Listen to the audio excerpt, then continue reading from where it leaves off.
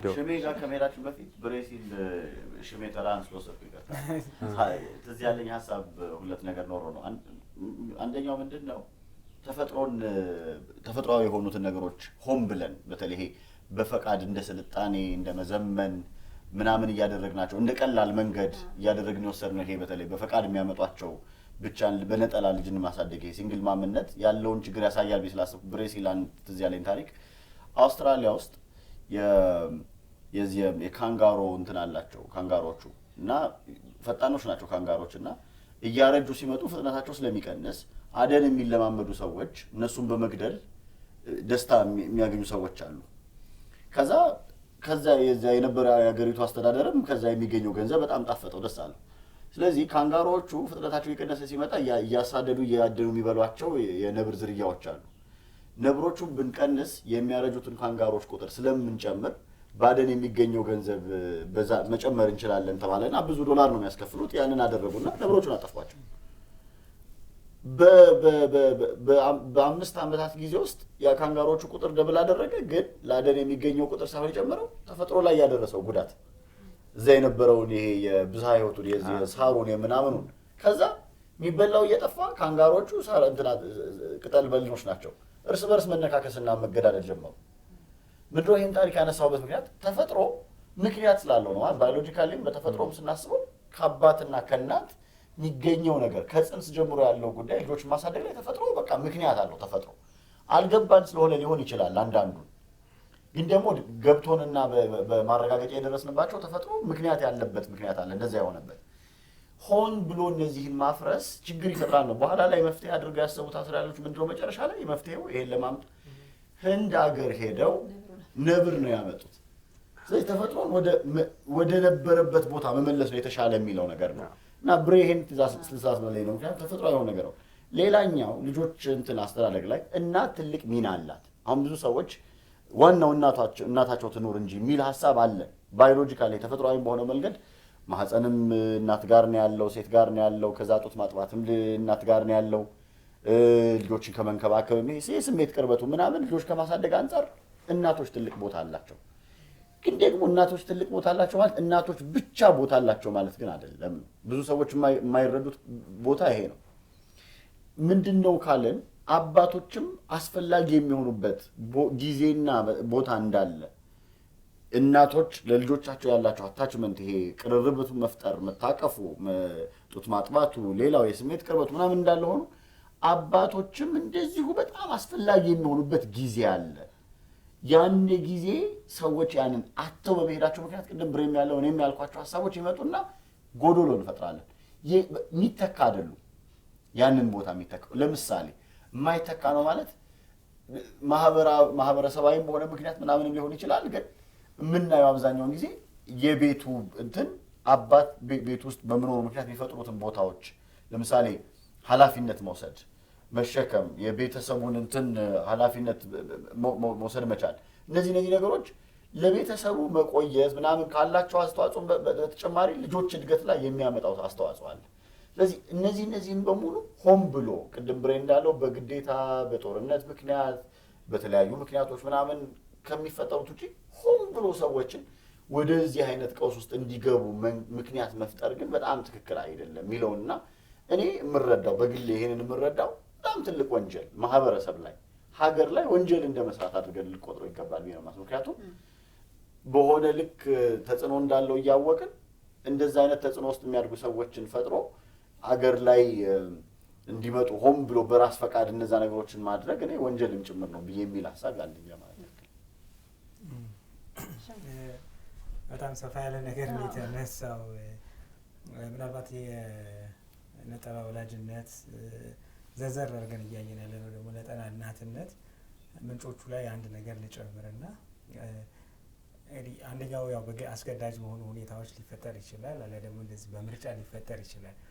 በሁለቱ መሀልም የሆነ ቦታ ያለ ሊሰማኛል አንዳንድ በምክክርም ከማገኛቸው ቤተሰቦች ማለት ነውና ይሄ ምንድነው ማለት ነጠላነቱ ሳይታወቅ ግን ነጠላ ይሆናሉ።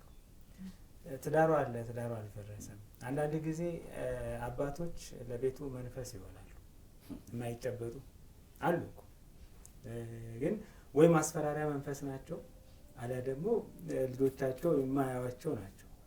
እንደውም አንድ ወዳጅ ያጫወተኝ አብሮት ስለሚሰራው ሰው ነው እና ብዙ ጊዜ ቤት አይቀመጥም።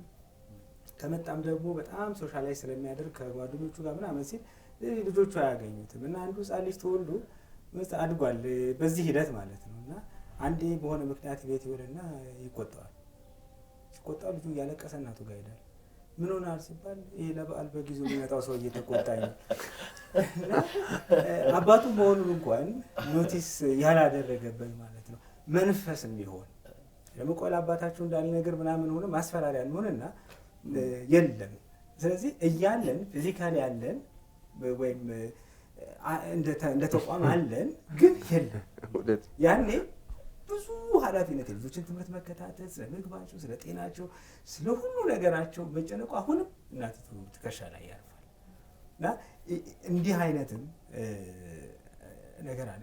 ለስራ ለምናምን ለትምህርት ይህን ያህል ጊዜ ተብሎ ስፔሲፋይ ያልተደረገ ረጅም ጊዜ አለ ግን የሉም በቃ እና እያሉ የማይኖሩበትም እና እናቲቱ ላይ ነጠላ ሆና እንድታሳድግ የምትገደድባቸው መንገዶች አሉ እና እንግዲህ ወላጅነትን ስናየው ለጋስነት ነው። ወላጅነት ማለት መሪነት ነው፣ መምህርነት ነው፣ አቅጣጫ መጠቆምን ይጠይቃል፣ እንዲሁም ጠባቂነትንም እና ይሄን ሚና እንደምን የምናነሳው ማስተዋል ለሁለት ሆነው ሲወጡትና አንድ ብቻ ሆነው ሲወጣ ከባድ ነው የሚሆነው እና እኔ ሁልጊዜም እዚህ ጋር አንድ መጠየቅ ያለበት ብዬ የማስበው ነገር ቆይ ነጠላ ወላጅነትን እንደ አማራጭ የሚወስዱ ሰዎች ምርጫውን ስንመርጠው ማን ነው የመምረጥ መብት ያለው?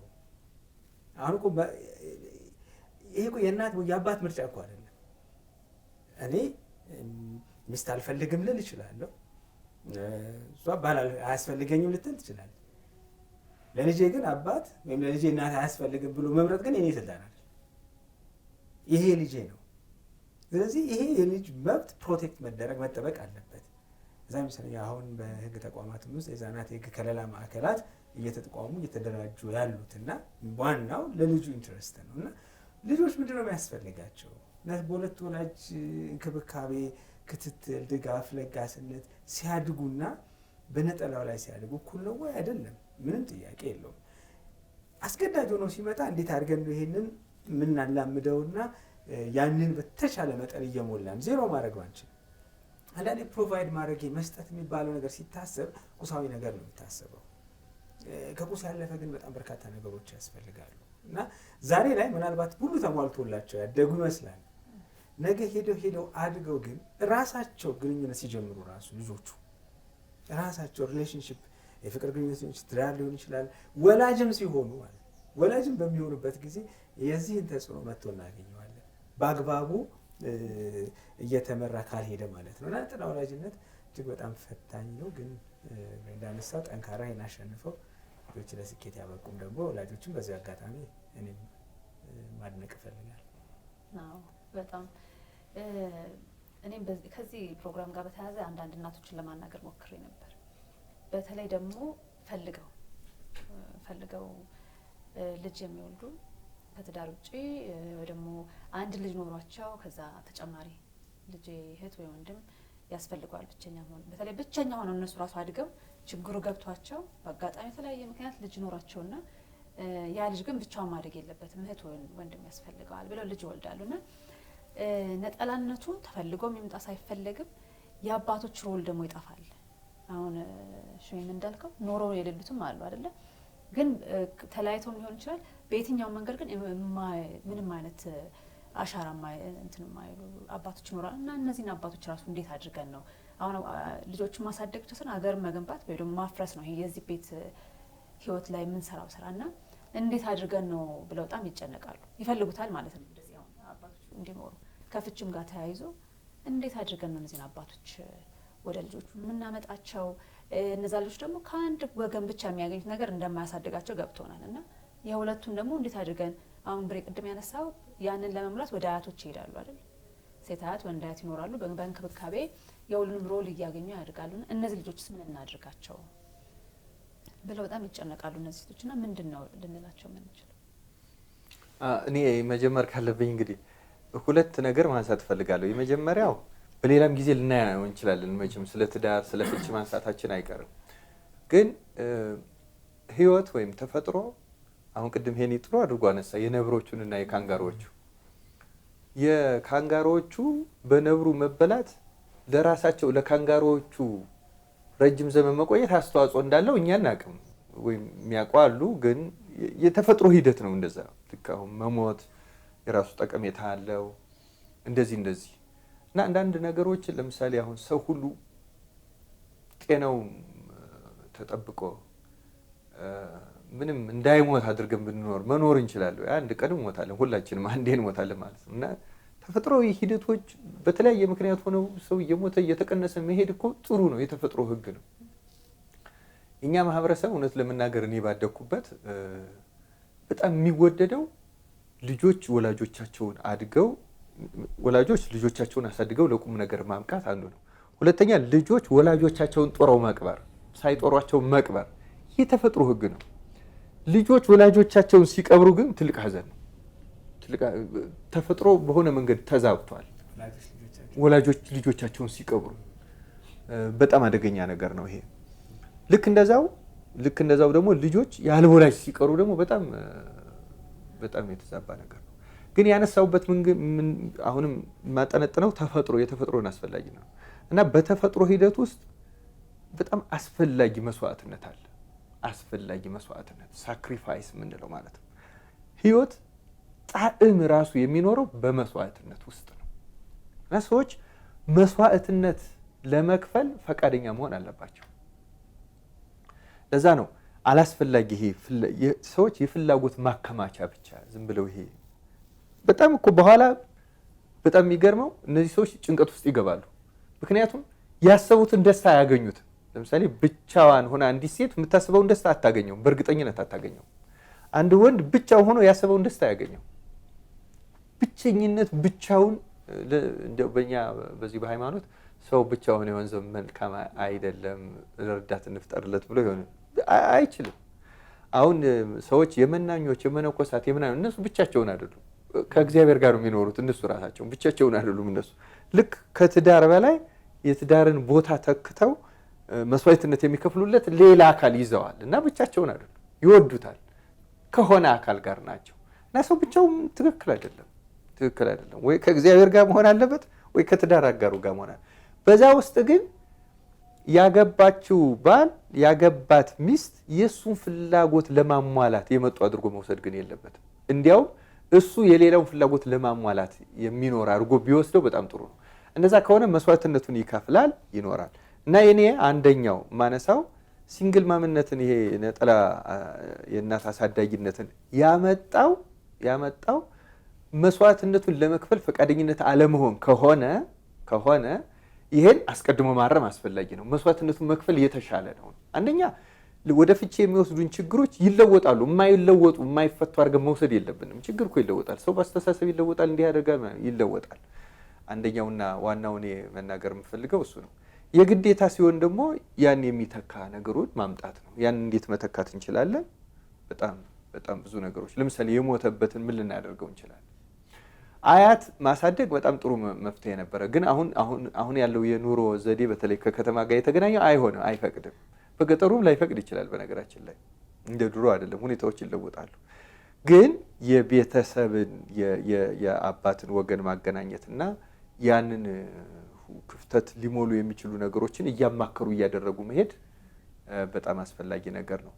በጣም የማይቀር ካልሆነ በቀር ነው የማይቀር በተፈጥሮ ሕግ በተለያየ ምክንያት የማይቀር ሆኖ ካልሆነ በቀር እንደ ምርጫ አድርገን ባንለማመደው ጥሩ ነው፣ ባንወደው ጥሩ ነው ብዬ ነው የማስፈልገው። ግን መስዋዕትነትን በመጥላት የሚሆነው በተለይ ባል አልፈልግም ልጅ ነው የምፈልገው፣ ትዳር አልፈልግም ልጅ ነው የምፈልገው የሚለው ሰዎች ቀስ ብለው ቢመረመሩ ነው፣ ራሳቸውን ቢያጤኑት፣ ሀሳባቸውን ውሳኔያቸውን ቢያጤኑት በጣም መልካም ነው። ጥልቅ ራስ ወዳድነት ያለው ነው። መስዋዕትነት የመሸሽ ያለው ነው። ደግሞ መስዋዕትነት አይቀርላቸውም። በሚጎዳቸው መንገድ ይከፍሉታል። በሚጠቅማቸው መንገድ ቢከፍሉ ይሻላል። በሚጎዳ መንገድ ከሚገጥሙት በሚጠቅም መንገድ ቢወጡት በጣም የተሻለ እና ያንን እንዲያደርጉ ነው እኔ የምመክረው ባጭሩ። ብሬ ያለው በደንብ አድርጌ ያነሳለሁ። ቅድም ሽሜም ወንጀልም ይመስለኛል ያልኩት ሀሳብ በደንብ አስረግጦልኛል። እንግዲህ ምንድን ነው እንዲህ ስላሰባችሁ ሰዎች ልክ አይደለም እያልን ያለ ነው። ከምን አንጻር ነው? ሰዎቹን ከመውቀስ ከምናምን ሳይሆን ተፈጥሮም ከነገረችን በሳይንስም በጥናት ከተደረሰበት ካየናቸውም እንደ እውነታ ካየናቸው ነገሮች አንጻር የሚፈጠሩት ልጆች ላይ ያለው ተጽዕኖ ግን በጣም ከባድ ነው የሚለው ነው። ቅድም ብሬ ቢመረምሩት ላለው ልጆችን ስንል ልጆች ለእኛ ፍላጎት ማሟያ ብቻ አይደሉም። ልጅ ቢኖረኝ ብዬ ስለፈለኩና ልጅ ስላለኝ እኔ በቃ ደስ ይለኛል ብቻ አይደለም። እኔ ጋር አይደለም የሚቆመው። የእኔ ልጅ ነገ ወላጅ ነው። የእኔ ልጅ ነገ አገር ተረካቢ ነው። የእኔ ልጅ ነገ የሚባለውን ነገር የሚያስቀጥለው የእኔ ልጅ ነው ብዬ ማስብ ከሆነ ልጄ ከእኔ ውጪ ነው ማለት ነው። ለእኔ ብቻ አይደለም፣ የእኔ ብቻ አይደለም፣ ለማህበረሰብ፣ ለሀገር፣ ለምናምን ለምንለው በሙሉ ጥቅም አለው ማለት ነው። ሰው ይሄንን ሲያስብ ቅድም ብር ያለው መስዋዕትነት ልናልፋቸው የሚገቡትን ነገሮች እንድናስብ ምናምን ያስገድደናል፣ የግድ ያደርገዋል። ስለዚህ ይህን መረዳት በጣም ያስፈልጋል። አንደኛው። ሁለተኛው እንደ ፍልስፍና አንዳንዴ እንትን ማለት መሞገት አለብን ብዬ አምናለሁ። የሆነ ሀገር ስለተደረገና የስልጣኔ ማሳያ ስለተደረገ ብቻ የሆነ እንትን ማራገፊያ መሆን አለብን ብዬ አላስብም። እንደ ማህበረሰብ እነዚህን ጉዳዮች ከመከራ ለምሳሌ ስለ ቴክኖሎጂ ላናወራ እንችላለን፣ የፈጠርነው ስለሌለ። ይሄን በሚመለከት ግን ከሌላውም ሀገር የተሻለ መናገር የምንችለው ማስረዳት የምንችለው ሊቀዳ የሚችል ውዝደም እውቀት ምናምን አለን ብዬ ግን አምናለሁ። ስለዚህ እነዚህ ነገሮች መሞገት አለብን ብዬ አስባለሁ። ስለዚህ ሰዎች መሞገት አለባቸው። እንደ ስልጣኔ ስለመጣና ብቻ እንዳለ እንደሌላው አምተን ብለን ውርስ አድርገን ተቀብለን የምንኖርበት ነው መሆን የለበትም ብዬ ነው የማስበው። ምክንያቱም ውዝደም አለን። አሁን ቅድም ብር ያነሳው አያቶች ልጆቻቸውን ወስደው የሚያሳድጉበት ምክንያት፣ የአባት ቤተሰቦች እየመጡ የሚጠይቁበት ምክንያት፣ አጎት ምናምን አባት ከሌ ነው እየተባለ እኔ ወስጄ ያሳድገዋለሁ ብሎ አጎት ወስዶ የሚያሳድግበት ምክንያት፣ አክስት ወስዳ የምታሳድግበት ምክንያት እኮ ይሄ ጉዳይ ይሄ ክፍተት የገባቸው ሰዎች ስላሉ ነው። ለረጅም ጊዜም የማህበረሰብ ጤንነትን ጠብቀን የቆየ ነው፣ የተሻለ ትውልድ መፍጠር የቻልነው በዚህ ምክንያት ነው ብሎ መነጋገር ይቻላል። ስለዚህ ሰዎች ይሄን ማሰብ አለባቸው። እንደ ፍልስፍናውን መሞገት ይፈልጋል ብዬ ስለማስብ ማለት ነው። ሌላኛው እንግዲህ ቅድም ያልኩትን የሚፈጥሩትን ጎደሎችን ምናምኖቹን ማንሳት አለብን ነው። ስለዚህ ምን ያርጉ ለሚለው አማራጮችን መጠቀም ይቻላል እና ቅድም ብሬ ሲያመሰግናቸው የነበሩትን አይነት ጀግና እናቶች እኔም ማመስገን የምፈልገው ለምንድን ነው መቀየር አንችልም ሁኔታውን፣ ግን ደግሞ ስለገባቸው ማድረግ ያለባቸውን ነገር ምቾት እኮ አይሰጥም። ምቾት አይሰጥም ማለት የምትወጂውን ልጅሽን አያቶቹ ጋር እኮ አድርጌ አብሬ እኮ ብለሽ ስታስቢ ነፃነት፣ አንቺ እንደፈለግሽው ማድረግ አለመቻል፣ እንደዚህ የሚል ነገር ያስቀራል። ግን በቃ ጀግና የተባሉት በዚህ ምክንያት ነው።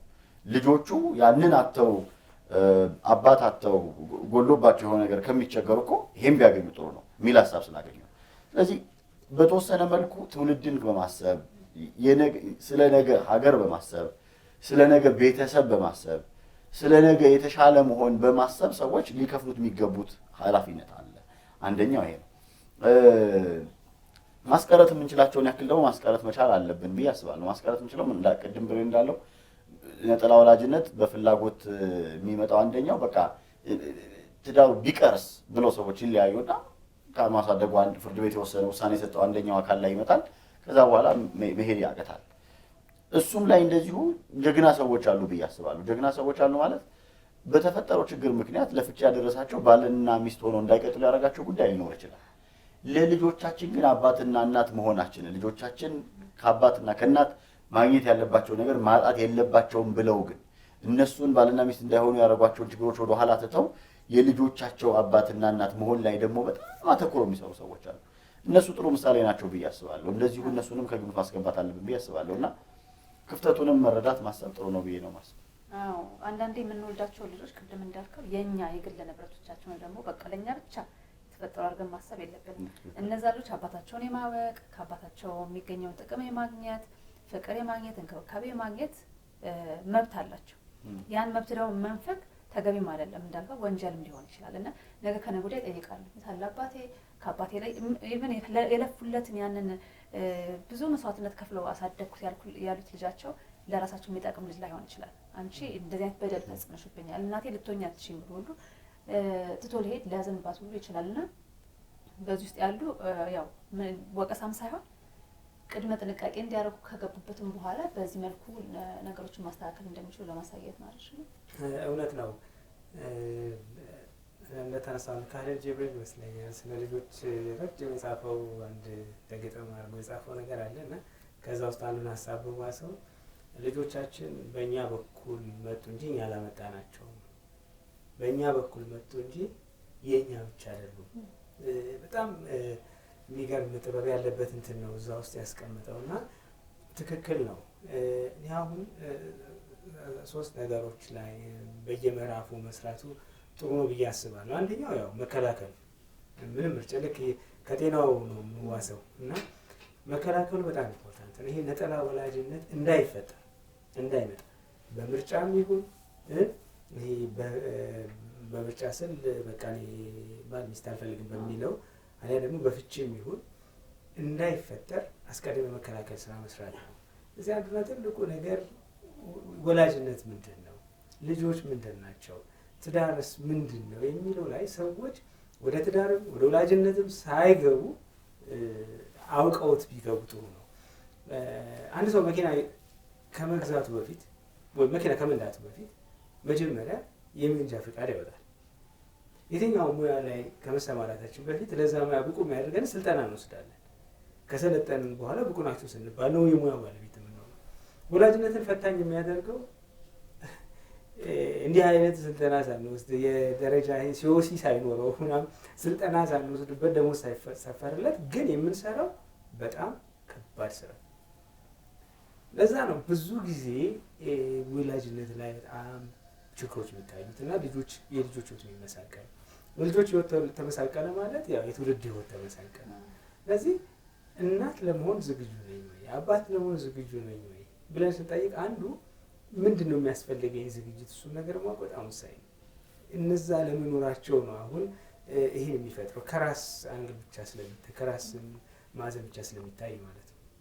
ሁለተኛው ከአቅም በላይ ሆኖ ነገር ከተፈጠረስ እንግዲህ መታከም የሚችለውን ነገር ማከም ነው።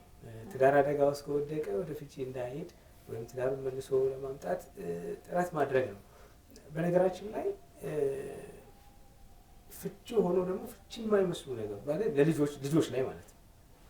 በቃ ባልና ሚስትነት ይቀራል፣ ግን አባትና እናትነትን በማይነጥን መንገድ የሚሄዱ አሉ። ራሱን አስችለን ስለ ፍቺ ሌላ ጊዜ ስለምናነሳው እዛ ውስጥ ያሉትን መንገዶች እናያለን እና በቃ ለልጆቻቸው እናትና አባት ሆኖ መቀጠል የሚችሉበትን መንገድ ማሳየትም አንድ ትልቅ ነገር ነው እና እነዚህን እንግዲህ ማገገም ወይ መቋቋም እለዋለሁ። በተለይ ደግሞ በሞት እነዚህ በመሳሰሉት ደግሞ ሲሄድ እንዴት ሆኜ አሁን ይሄንን ላክመውም ወይ ደግሞ እንዳይፈጠር ላቆመው አልችልም። ተፈጥሮ እንግዲህ በሞት አንዳቸው ሲሄዱ ነጠላ የመሆን ጉዳይ ግን እንዴት አድርጌ ያንን ተቋቁሜ በምችለው አቅም ክፍተቱን ሞልቼ ከዛ ያለፈውን ደግሞ ልጆቼ በደንብ እንዲረዱትና እንዲገነዘቡት እንዲላመዱት አድርጌ እንዴት ማሳደግ ይችላል የሚለውን ነገር እዛ ላይ በደንብ አድርጎ መስራት ቻል በባለሙያ በታገዘ መንገድ እነዚህን ነገሮች ማስኬድ የነጠላ ወላጅነት እንዳይፈጠር ከተፈጠረ ደግሞ የሚኖረውን ጫና ለመቀነስ ያስችላል። ግን በምንም መንገድ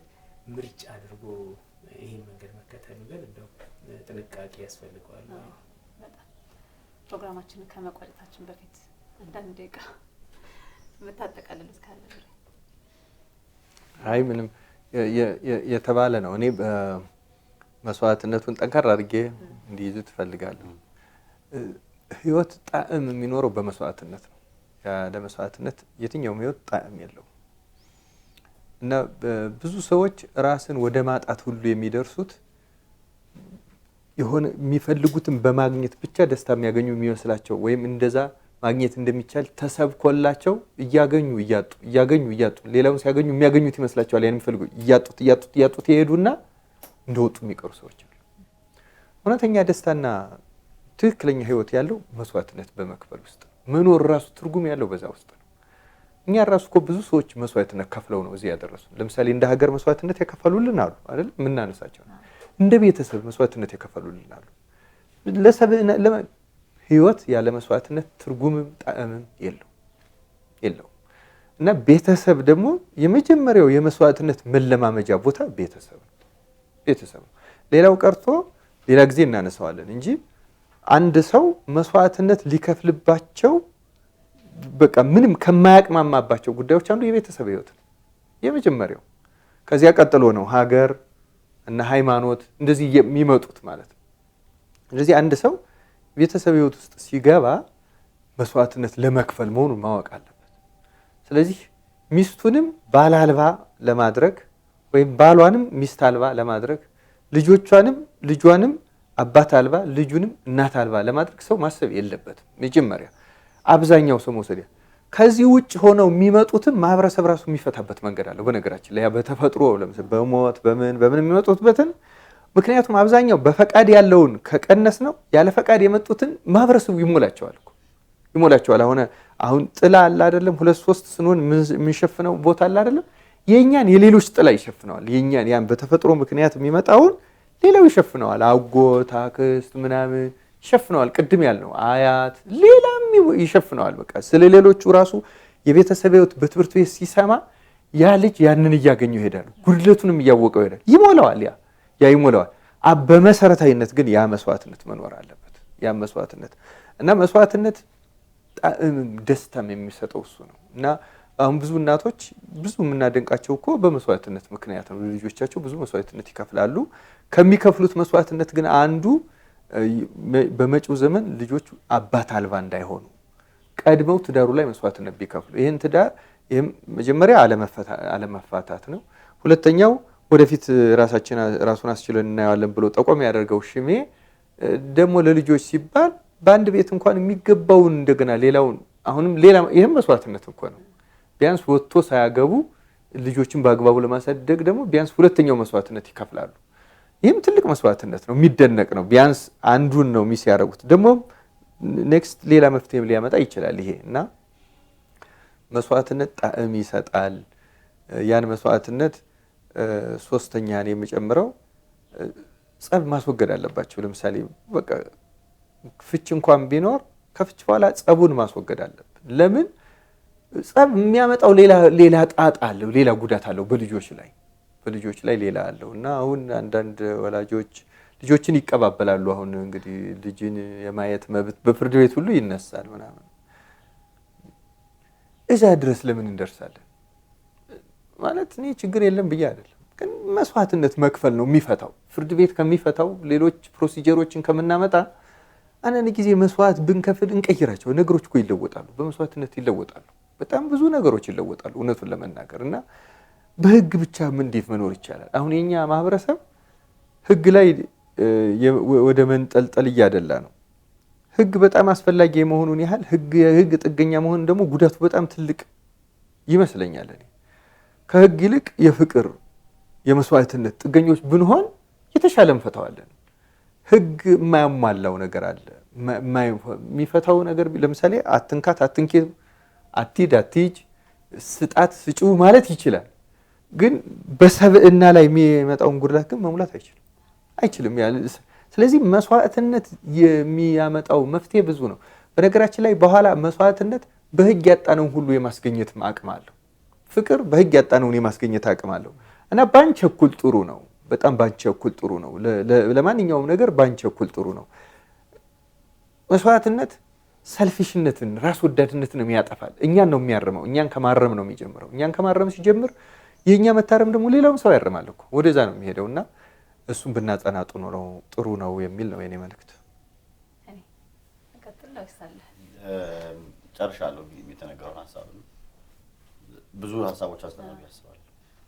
ተመልካቾቻችን እንግዲህ እየተከታተላችሁ የቆያችሁት ከነጠላ ወላጅነት ጋር በተያያዘ ነበረ። በተለያየ ምክንያት አባት ልጆቹን ብቻውን ሊያሳድግ ይችላል፣ ወይም እናት ብቻዋን ልታሳድግ ትችላለች። ግን በስፋት የተወያየንበትና አሁን በከተማችን ውስጥ በተደጋጋሚ የምንሰማው ብቻን ልጆችን የማሳደግ በተለይ ሲንግል ማምስ የሚባለው ነውና ምን አይነት ችግር ያመጣል፣ በተለይ ደግሞ ልጆች ላይ የሚያመጣውን ችግር እኛም ደግሞ ጥሩ ይሆናል ብለን ያሰብነው ህይወት ከገባንበት በኋላ ጥሩ ላይሆን ይችላል። ደግሞ በተግባር እናየዋለን ጥሩ እንደማይሆን፣ መስዋዕትነትም ደግሞ ያስከፍለናልና ይሄኛውን መንገድ ከምንጠቀም ይልቅ ልጆቻችንን በተሻለ መንገድ የምናሳድግበት እኛም ደግሞ መስዋዕትነት ከፍለን እንኳን ለተሻለ ህይወት የምንከፍለው መስዋዕትነት ይበልጣል በሚል ነውና ልጅን ማሳደግ ቤተሰብን ማጽናት ለሀገርም ጥቅም ስለሆነ የዛኛው ቤትም የዚህኛው ቤትም ለሁላችንም እኩል ጥቅም የሚያመጣ ነው። ሲጎልብንም እንደዛ ነው። ጥሩ ስንሆን ደግሞ ቤተሰቦቻችን በየቦታው ጥሩ ሲሆን ደግሞ ሀገር በአንድነት እንድትጸና ጠንካራ አቋም ያላት ሀገር እንድትሆን ይጠቅመናልና ዛሬ እዚህ ላይ ነው የተወያየነው። እናንተም በየቤታችሁ ይህንን ርዕሰ ጉዳይ አድርጋችሁ እንድትወያዩበት እንጋብዛችኋለን። በሚቀጥለው ሳምንት እንገናኛለን። አብራችሁ